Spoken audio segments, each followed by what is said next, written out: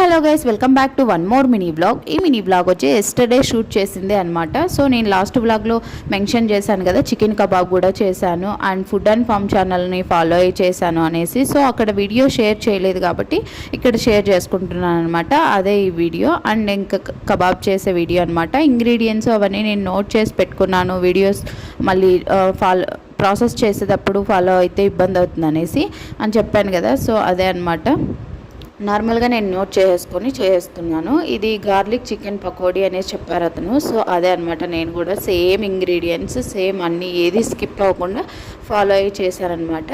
And ఇంకా కాసేపు నేను ఈవినింగ్ 5:30, 6 o'clock అలా మ్యాగ్నేట్ చేసి ఫ్రిడ్జ్లో పెట్టానమాట. అండ్ మళ్ళీ నేను సోము ఆఫీస్ నుండి వచ్చిన తర్వాత 8 o'clock 8:30 ఆ టైంలో అయితే చేశానమాట.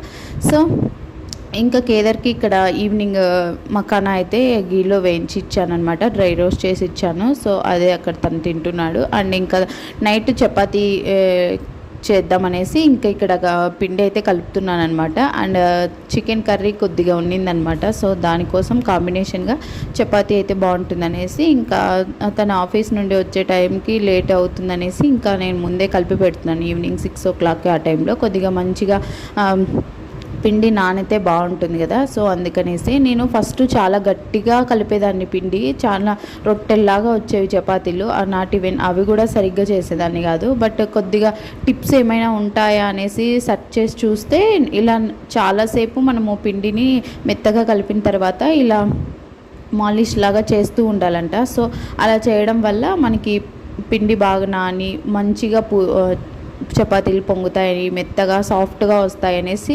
విన్నాను. అందుకనేసి ఆ టిప్ నేను కూడా ఫాలో అవుతున్నాను ఒక 2-3 months నుండి. సో ఇప్పుడు ఓకే, పర్లేదు, అప్పుడులాగా గట్టిగా కాకుండా మంచిగా వస్తున్నాయి అనమాట. ఇక్కడ మా కేదర్కి నెయ్యి వేసి చిన్న చపాతీ అయితే చేసి ఇచ్చానమాట, తింటాడేమో అనేసి.